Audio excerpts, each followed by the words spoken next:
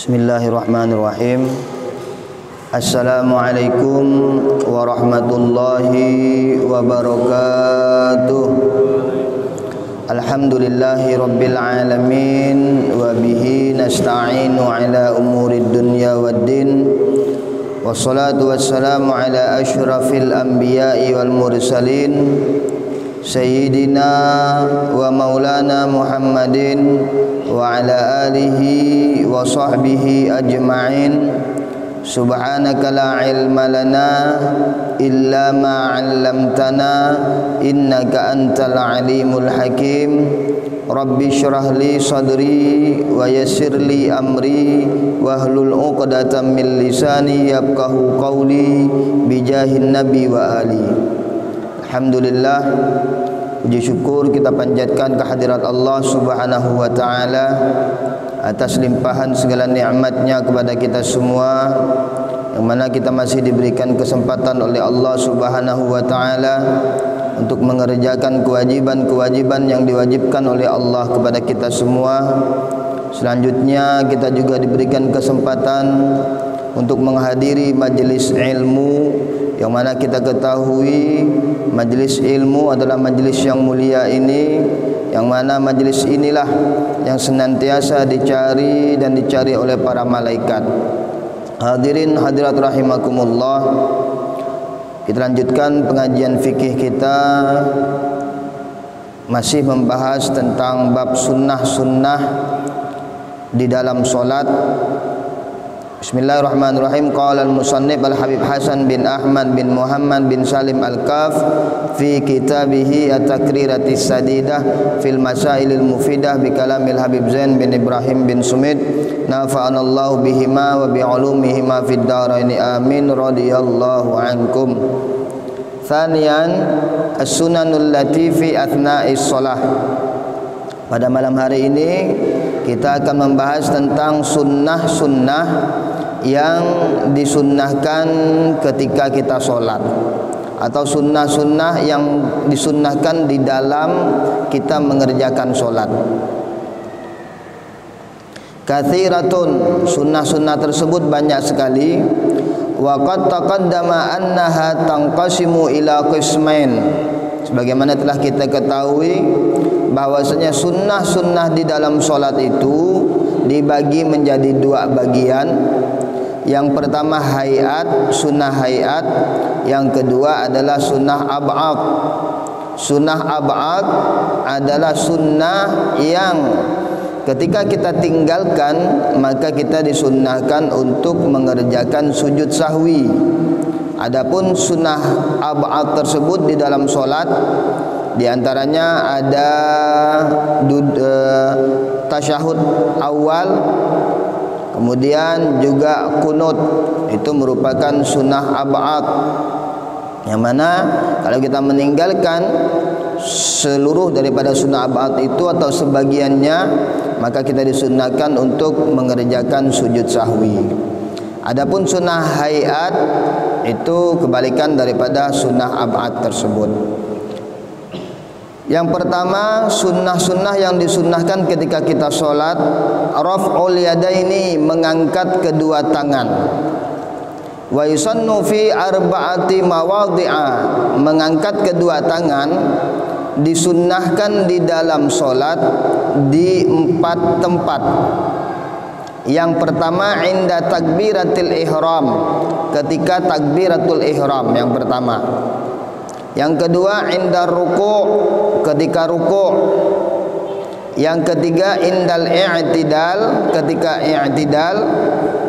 Yang keempat wa indal qiyam minat tasyahudil awal. Yang keempat ketika berdiri dari tasyahud awal.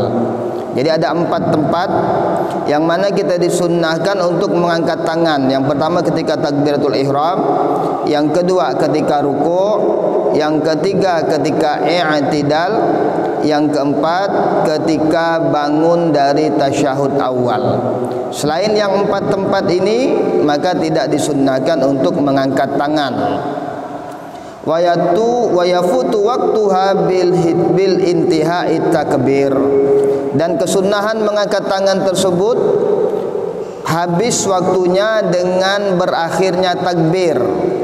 Ya, baik itu takbiratul ihram ataupun takbir intiqalat. Takbir intiqalat ini adalah takbir yang disunnahkan setiap perpindahan rukun. Itu namanya takbir intiqalat. Jadi di 4 tempat ini kita disunnahkan untuk mengangkat tangan. Ketika takbiratul ihram, ketika kita mengucapkan Allahu Akbar, maka kita disunnahkan untuk mengangkat tangan. Dan mengangkat tangan di sini disebutkan bahwasanya posisi tangan kita dalam keadaan menghadap ke kiblat, bukan miring atau bukan seperti ini, tapi posisinya dalam keadaan menghadap ke kiblat. Ya, tidak terlalu jarang dan juga tidak terlalu rapat. Ya, posisi tangan kita, jari-jari kita tidak terlalu jarang dan juga tidak terlalu rapat. Kemudian tingginya patokannya itu adalah ibu jari kita sejajar dengan telinga. Jadi kurang lebih seperti ini. Kurang lebih seperti ini, posisi dalam keadaan menghadap ke kiblat. Kemudian ibu jari ini sejajar dengan telinga. Itu cara kita mengangkat tangan. Kemudian sunnah yang kedua, wad'ul yadil yumna ma'a asabiha ala ku'il yusra qabidan laha asfala sadri. Yang kedua, sunnah yang kedua adalah meletakkan tangan di atas dada. Kalau bahasa kita qiyam. Ya, meletakkan tangan di atas dada. Ya. Ala ku'il yusra. Cara meletakkan itu adalah patokannya seperti ini. Jadi tangan sebelah kanan menimpa pergelangan tangan sebelah kiri. Jadi posisi seperti ini, menimpa seperti ini. Kemudian ibu jari kita, ibu jarinya seperti ini, kemudian jari telunjuknya lurus, kemudian ibu jarinya di belakang. Jadi posisinya kurang lebih seperti ini. Jadi pas di sini pergelangan tangan, kemudian ibu telunjuknya lurus, kemudian ibu jarinya berada di belakang. Cara meletakkannya di sini disebutkan asfala sadri, di bawah dada. Di bawah dada, di atas pusar. Ini posisinya di bawah dada sedikit, di atas pusar. Ya, jadi di bawah dada sedikit, di atas pusar. Wa qala ba'duhum, dan berkata sebagian ulama, di antaranya juga Imam Ghazali di dalam kitab beliau Ihya Ulumuddin, yumiluha ilal yasar fauqal qalbi. Kata Imam Ghazali, dimiringkan sedikit sebelah kiri di atas hati kita. Jadi tidak terlalu kuat miringnya, juga tidak pas di tengah, tapi dimiringkan ke kiri sedikit saja. Agak miring ke kiri sedikit saja. Menurut ulama atau di antaranya Imam Ghazali, disinilah letaknya hati kita. Disinilah letaknya hati kita. Fauqal qalbi, di atas hati. Li'annahu mahallan niyah wal ikhlas wal khusyuk. Kenapa disimpan tangan kita di atas ini? Karena hati itu tempatnya niat, tempatnya ikhlas, dan tempatnya khusyuk. Maka ketika kita solat, meletakkan tangan di atas dengan harapan kita bisa mencapai kekhusyuan di dalam solat. Yang ketiga, sunnah yang ketiga, an-nazaru ila maudi'is sujud, melihat ke tempat sujud. Ketika kita solat, maka kita disunnahkan untuk melihat ke tempat sujud. Walau sholla khalfal Ka'bah, walaupun kita solatnya di depan Ka'bah sekalipun. Kalau kita tidak solat, melihat Ka'bah hukumnya sunnah. Tetapi ketika kita solat, walaupun posisi kita solat di depan Ka'bah, maka kita disunnahkan untuk melihat ke tempat sujud, tidak disunnahkan untuk melihat ke Ka'bah. Au khalfan Nabi, bahkan di sini disebutkan walaupun kita solatnya di belakang Nabi, ya, kita tidak disunnahkan melihat ke depan, tapi kita disunnahkan untuk melihat ke tempat sujud. Illa inda qauli la ilaha illallah, kecuali ketika kita mengucapkan illallah, ketika tasyahud akhir, ketika kita mengucapkan la ilaha illallah, maka pandangan kita disunnahkan untuk memandang ke ibu jari kita ketika kita tasyahud akhir, ya. Illallah, telunjuk diangkat, kemudian pandangan kita melihat ke ibu jari. Jadi sebelum itu kita disunnahkan untuk melihat ke tempat sujud, tapi ketika tasyahud akhir, ketika mengucapkan illallah, maka disunnahkan pandangan kita untuk melihat ke jari telunjuk kita. Sampai kapan? Sampai kita salam, ya. Ila mahalliliha ila ayyusallima, sampai kita salam, ya. Sampai kita salam. Sunnah yang keempat, fathu basarihi wa adamu taghmidihi tawala salatihi.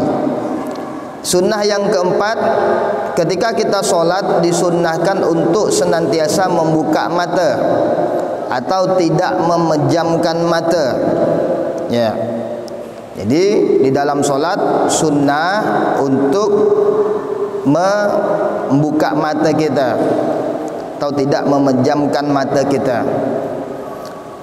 Walaupun memang ada pendapat lain, diantaranya juga pendapatnya Imam Ghazali, seandainya dengan memejamkan mata itu bisa menambah kekhusyuan, maka diperbolehkan menurut Imam Ghazali. Jadi menurut Imam Ghazali, seandainya dengan memejamkan mata itu bisa menambah kekhusyuan, maka memejamkan mata itu diperbolehkan. Waqad yajibu taghmidu kama idza kana amaman nisa ajnabi. Dan juga di sini disebutkan kadang-kadang memejamkan mata di dalam solat juga hukumnya wajib. Kapan itu? Ketika kita solat di depan kita ada perempuan yang bukan muhrim. Kemudian waqad yusannu kama idza kana amamahu ma yushghiluhu. Kadang-kadang di dalam solat juga disunnahkan memejamkan mata kalau di depan kita itu adalah sesuatu yang memudarkan kekhusyuan kita atau memalingkan kekhusyuan kita. Misalkan solat di belakang orang yang pakai baju ada tulis-tulisan misalkan, ya, daripada, atau sejadah yang ada tulis-tulisan atau apalah misalkan, daripada kita melihat sesuatu itu mengurangi kekhusyuan, maka kita disunnahkan untuk memejamkan mata. Jadi kesunahan memejamkan mata atau membuka mata di sini tergantung keadaan yang ada, ya. Karena Imam Ghazali mengatakan beliau lebih memilih membolehkan untuk memejamkan mata seandainya dengan memejamkan mata itu bisa menambah kekhusyuan. Mungkin sampai di sini ada penjelasan yang kurang jelas atau ada yang mau ditanyakan, silakan.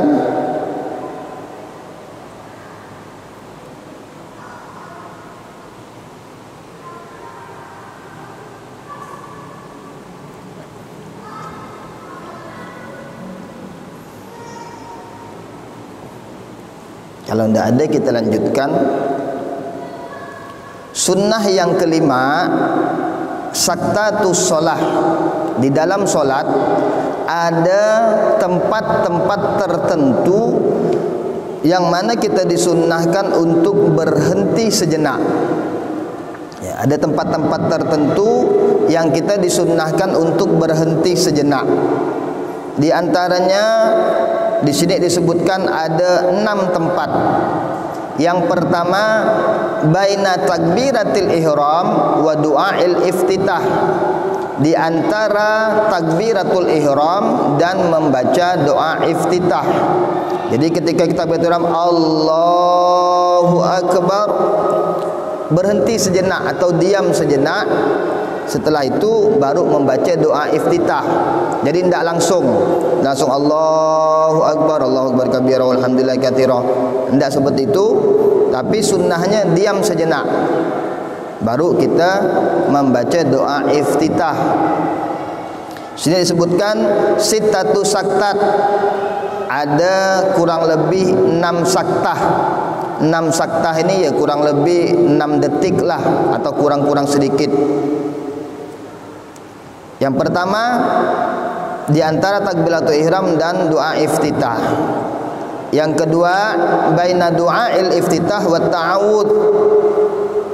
Setelah membaca doa iftitah, diam sejenak baru membaca ta'awud, baca a'udzubillahi minasyaitonir rajim. Setelah membaca ta'awud, disunnahkan lagi diam sejenak baru membaca Al-Fatihah. Baca bismillahirrahmanirrahim, Al-Fatihah sampai selesai. Yang keempat, baina akhiril Fatihah wa amin. Sunnah yang keempat adalah diam di akhir pembacaan Al-Fatihah, di antara pembacaan Al-Fatihah dan bacaan amin. Jadi waladdallin, diam sejenak baru amin. Itu sunnah seperti itu. Yang kelima, baina amin wa surah, di antara amin dan surah.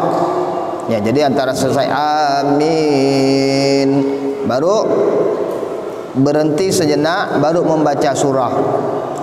Wa yusannu lil imam tatwiluha fi sholatil jahriyah, dan disunnahkan bagi sang imam untuk lebih lama diamnya fi sholatil jahriyah, pada solat yang disunnahkan untuk kuat, seperti solat maghrib, isya dan subuh. Setelah membaca amin, maka imam disunnahkan untuk diam lebih lama.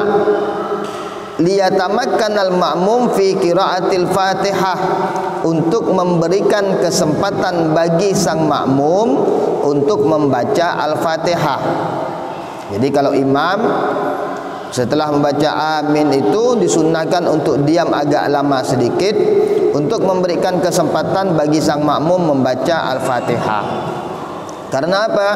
Karena sunnah bagi sang makmum untuk mendengarkan bacaan imam, baik bacaan Al-Fatihah ataupun bacaan surah.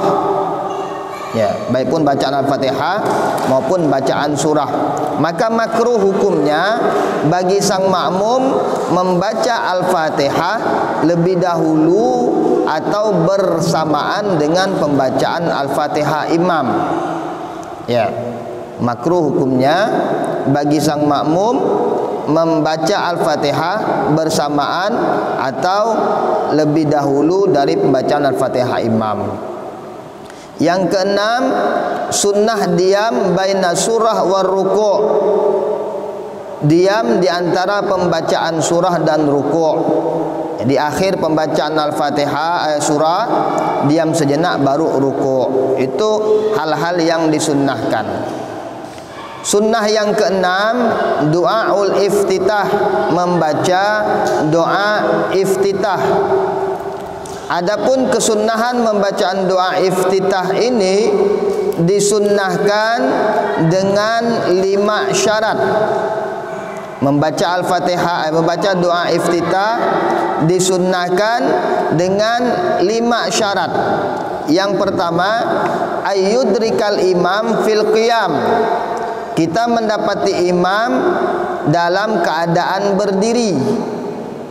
Fala yusannu idza adrakahu fir ruku', maka tidak disunnahkan membaca doa iftitah ketika kita mendapati imam di dalam ruku'. Artinya kalau kita masbuk, imamnya sudah ruku', maka kita tidak perlu atau tidak disunnahkan lagi untuk membaca doa iftitah. Kita langsung takbir, langsung kita ruku'. Awis sujud, juga di dalam sujud. Kalau kita datang atau kita solat, imam sedang sujud, maka kita tidak usah lagi membaca doa iftitah. Kita langsung takbir dan langsung ikut bersama imam sujud.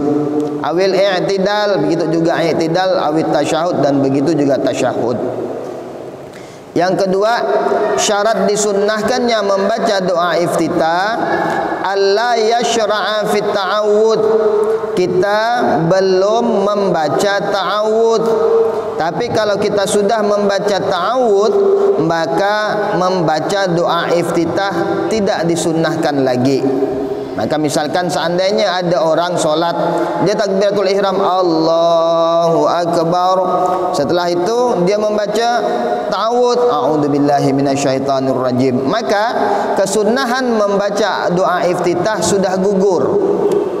Kesunahan membaca doa iftitah sudah gugur apabila kita sudah membaca ta'awud. Kemudian yang ketiga, alla yakhafa fawata ba'dil Fatihah awil qira'ahu idza qara'ahu. Yang ketiga, kita disunnahkan membaca doa iftitah kalau kita tidak takut ketinggalan pembacaan Al-Fatihah. Tetapi kalau ada orang sholat misalkan sudah agak terlambat sedikit, dia takut tidak sempat membaca Al-Fatihah, maka dia tidak disunnahkan untuk membaca doa iftitah. Yang keempat, alla takuna sholata janazah. Solatnya itu bukan solat janazah. Kalau solat jenazah tidak disunnahkan membaca doa iftitah.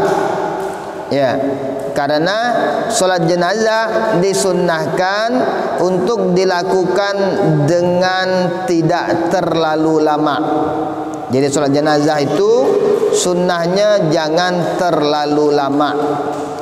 Yang kelima, alla yakhafa khurujal waqti. Di dalam membaca doa iftitah kita tidak takut keluarnya waktu. Jadi kalau ada orang sholat sudah di akhir waktu, kalau dengan membaca doa iftitah takut keluar waktu, maka membaca doa iftitah tidak disunnahkan. Ya.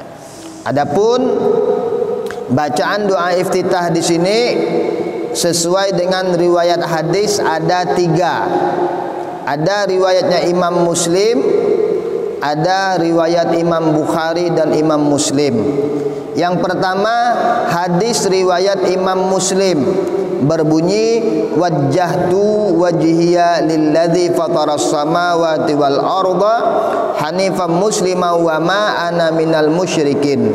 Inna salati wa nusuki wa mahyaya wa mamati lillahi rabbil alamin la syarika lahu wa bidzalika umirtu wa ana minal muslimin. Ini bacaan doa iftitah riwayat Imam Muslim. Adapun yang kedua riwayat Imam Bukhari dan Imam Muslim, bunyinya Allahumma ba'id baini wa baina khataya kama ba'adta bainal masyriqi wal maghrib. Allahumma naqqini min khataya kama yunaqqa thawbul abyad minad danas.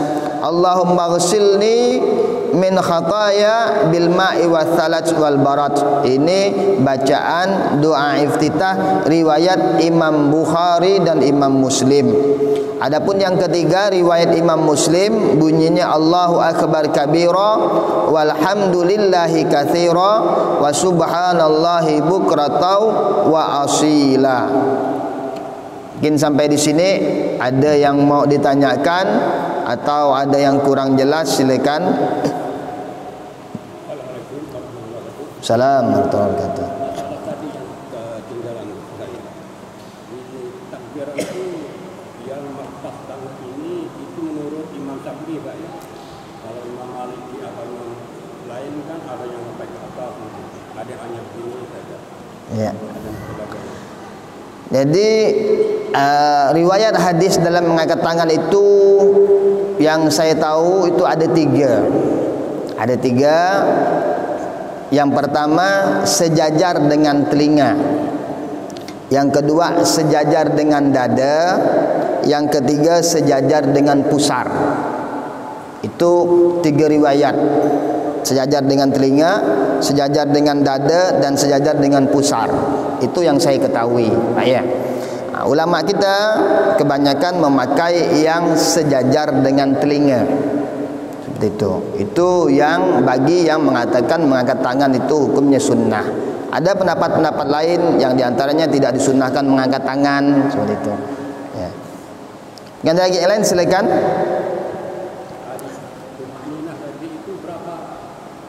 Kira-kira berapa nafas lama itu? Ya, di sini afdolnya adalah 6 saktah. 6 saktah ini adalah 6 kali mengucapkan subhanallah. Kurang lebih bisa mengucapkan subhanallah sebanyak 6 kali. Ya, itu afdolnya. Minimal kita ada jeda berhenti sejenak. Ya Pak. Dan lagi yang lain, silakan.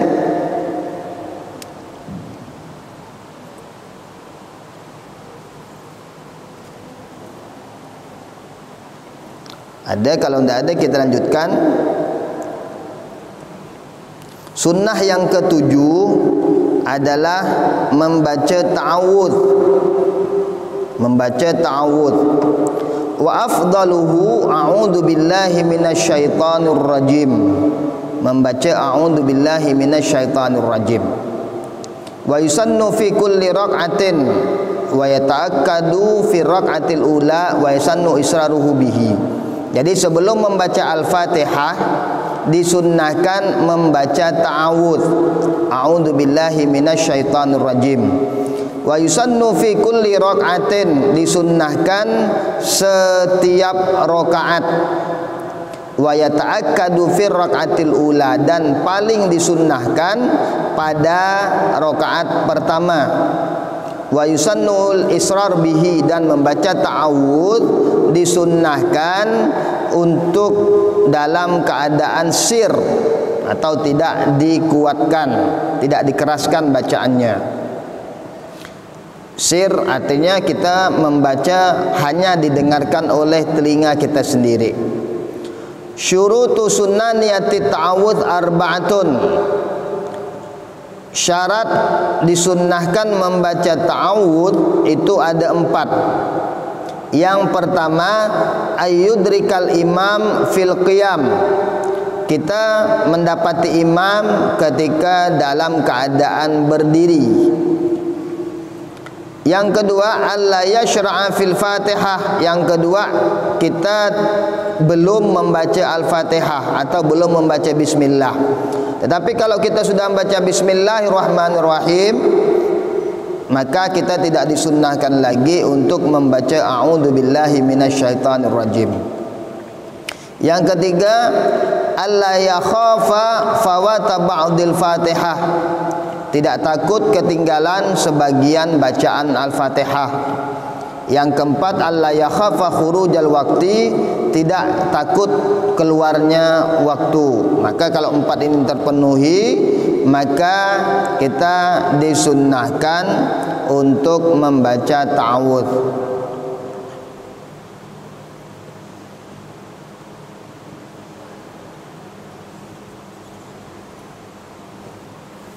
Selanjutnya, hal yang disunnahkan yang 9 at-ta'min. Ya, mengucapkan amin. Ya, amin. Maka artinya Allahumma stajib. Ya Allah, kabulkanlah. Amin. Jadi A-nya panjang, min-nya panjang. Amin. Kalau amin artinya aman. Jangan salah mengucapkan amin di sini. Kalau amin artinya kabulkanlah. Tapi kalau amin maka amankanlah. Ya. Itu artinya. Kalau amin A-nya tidak panjang, itu artinya terpercaya atau dapat dipercaya. Al-amin gelarnya Rasul. Ya. Jadi jangan salah membaca amin. Harus a-nya panjang, mim-nya panjang. Amin. Ya. Jangan amin artinya terpercaya. Kalau amin artinya amankanlah atau aman, dari kata aman. Kemudian yang 10, qiraatu syai'in minal Qur'an ba'dal Fatihah. Membaca surah daripada surah Al-Quran setelah membaca Al-Fatihah. Ini hukumnya sunnah. Lil imam wal munfarid, disunnahkan membaca surah setelah pembacaan Al-Fatihah. Lil imam, bagi imam, wal munfarid, dan bagi orang yang solat sendirian. Wa yusannu kadzalika, dan disunnahkan juga membaca surah lil ma'mum, bagi makmum, idza lam yasma' imamahu, kalau makmumnya tidak mendengarkan pembacaan surahnya imam. Jadi membaca surah ini disunnahkan bagi sang imam dan juga bagi orang yang solat sendirian. Kadang-kadang juga disunnahkan membaca surah bagi makmum yang tidak mendengarkan bacaan surahnya imam. Misalkan masjidnya besar, kemudian pengeras suaranya tidak kedengaran misalkan. Maka ketika makmum yang berada di belakang, ketika dia tidak mendengar bacaan surahnya imam, dia juga disunnahkan untuk membaca surah sendiri. Wal afdal 3 ayatin fa akthar, dan yang paling afdal membacanya itu 3 ayat atau lebih. Jadi 3 ayat atau lebih. Ya. Jadi kenapa dikatakan 3 ayat? Karena ada ulama yang mengatakan yang dinamakan surah itu minimal 3 ayat. Kalau tidak sampai 3 ayat, maka tidak dikatakan membaca surah. Wa suratun kamilatun afdalu min ba'di tawilatin walau kana al-ba'du atwal minas surat lil ittiba'. Membaca satu surah secara penuh atau sampai selesai lebih afdal daripada membaca ayat motong-motong atau ngambil separuh-separuh, walaupun dengan memotong-motong itu lebih panjang dari pembacaan surah yang full satu surah. Nah, ini kalau bicara dari afdoliyah. Jadi membaca satu surah secara sempurna lebih afdol daripada membaca tidak selesai satu surah.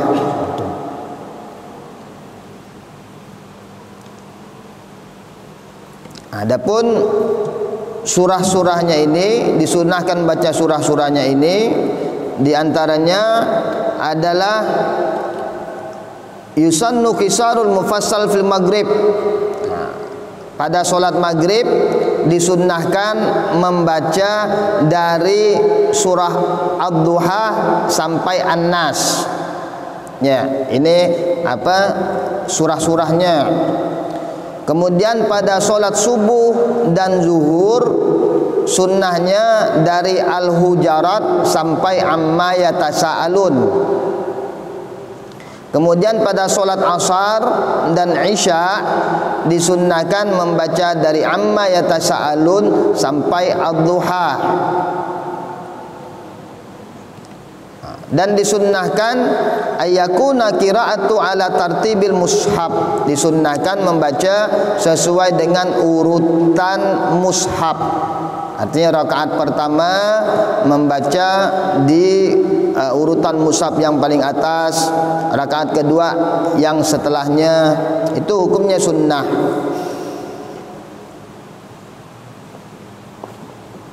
Wa yusannul ityan bil warid, disunnahkan juga membaca surah-surah yang disunnahkan pada solat tertentu. Seperti apa? Seperti membaca surah As-Sajadah dan Al-Insan pada subuh Jumat.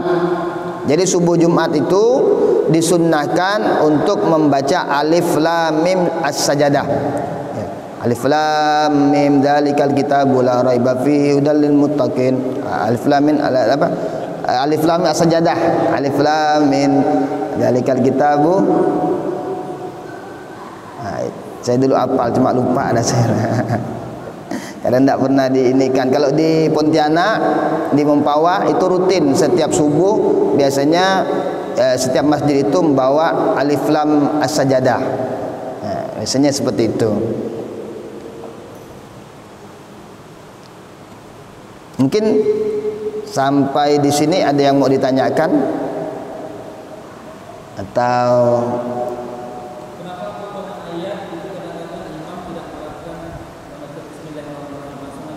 baik. Hukum membaca bismillah ketika membaca surah.